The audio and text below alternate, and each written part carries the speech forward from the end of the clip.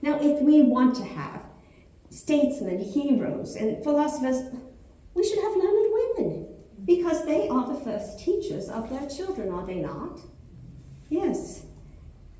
So I read everything I could in my father's library, and I loved to go to my grandfather Quincy's house because he had a vast library, and I would read everything there as well. Now, some people, they didn't think it was a good idea to put such thoughts, to so much education, so many words in a young girl's mind, and they complained about it. They said I was too outspoken, too rambunctious, and my grandmother Quincy, she said that the wild colts make the best horses. I am very much like my grandmother Quincy. Every way. And I would write to John and tell him what was happening here in the Boston area, in Quincy. I would tell him about the troop movements that I knew of, and the shortages that we were experiencing, the food, the pins and other things, clothing that we had need of. And as he was able, he would send them to me. But John started reading my letters to the other delegates there at the Continental Congress. What had seemed like something remote to most of them became reality. They saw that what was affecting one of the colonies could easily affect them as well. And when he went back, he left us in the middle of a war zone. Boston was the epicenter of all the fighting. One afternoon, I heard cannons going off. They continued throughout the night. We could neither sleep nor eat. 3 o'clock in the afternoon, the following day, it was on a Sabbath, I took my little Johnny by the hand and led him up to the top of Penn's Hill, where we saw over Boston Harbor. As we watched, we saw cannons being fired upon Boston. And the worst of all, my father's hometown of Charlestown being burned to the ground. It is a sight I will never forget. So John was gone for nearly another year before he finally came home. And in that time, the delegates were listening to him, and he and I were writing back and forth, and they finally realized that John was right. We needed independence.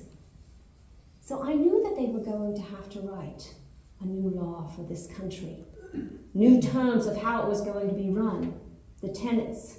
So I wrote to my John, and I said, "Dearest friend, and by the way, in the new code of laws, which I suppose it will be necessary for you to make, desire you will remember the ladies and be more generous and favorable to them than your ancestors. Do not put such unlimited power in the hands of the husbands. Remember, all men would be tyrants if they could. If particular care and attention is not paid to the ladies, we are determined to foment a rebellion and will not hold ourselves bound by any laws in which we have no voice or representation."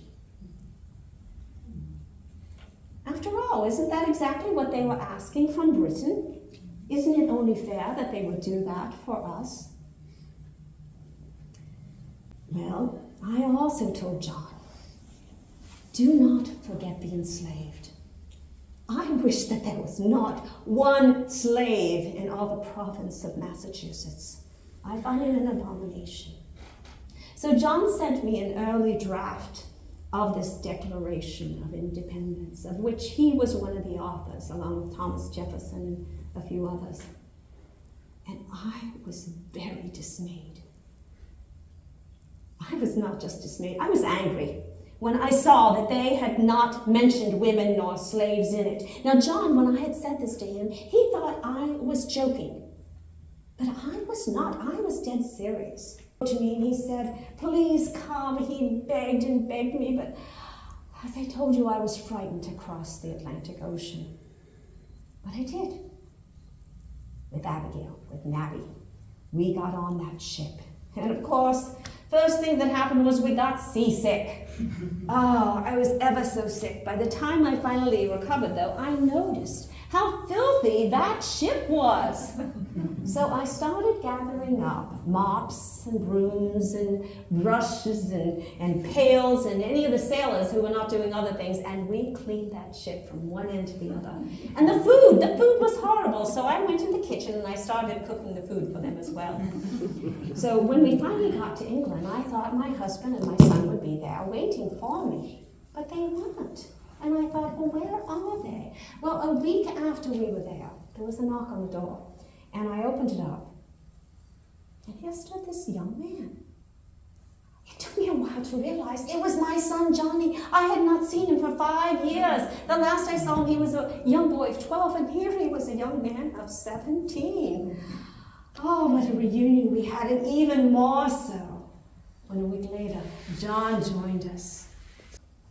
Eventually, I did go to Philadelphia for a very short time, and then to Washington, the brand new capital, in this president's home, which was not even finished. The plaster on the walls was still wet. They had all these chimneys and fireplaces in it, but they obviously had not been built correctly, because when they lit the fire, the smoke came billowing out into the room, but not the heat. I found the very best usage of the East Room was to hang up my laundry in it.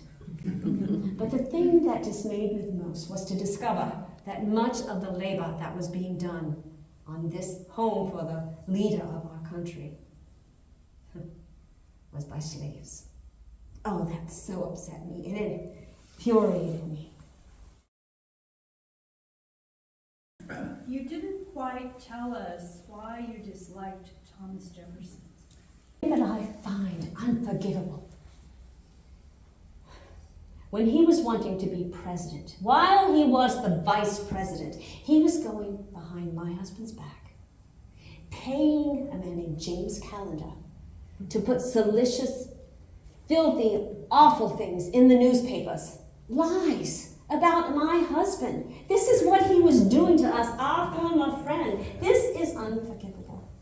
That is why I call him my former friend. Did Smith own slaves? Well, my father, he had two. But as I grew, I began to hate it. I absolutely abhorred it. So does my family have slaves? John Adams? None. I will not ever have a slave.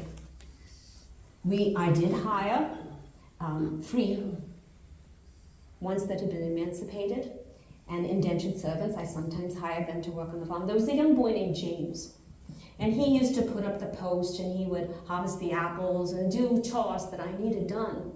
And he wanted me to teach him to read. So I did. And he became so advanced that I could no longer teach him at home and continue with my duties. So I said I was going to send him to the local school. Well, one of the neighbors said, "You cannot do that. It is not allowed. It is not proper." I said, "I'm sending him." And I did. Can you tell about your experience with the smallpox epidemic and inoculation? Yes, John, when he was in Boston, this was before we were even married, there was a smallpox epidemic, so he was inoculated while he was there. But I would write letters to him because I could not be with him at that time. And we always smoked them, so we used cigars to smoke them. So I included some cigars in the letter that I sent him so he could smoke it to get rid of all the smallpox that may be lingering on it. And I said, "Now you make sure that you do not just smoke them, but I want them to be smoked for the paper."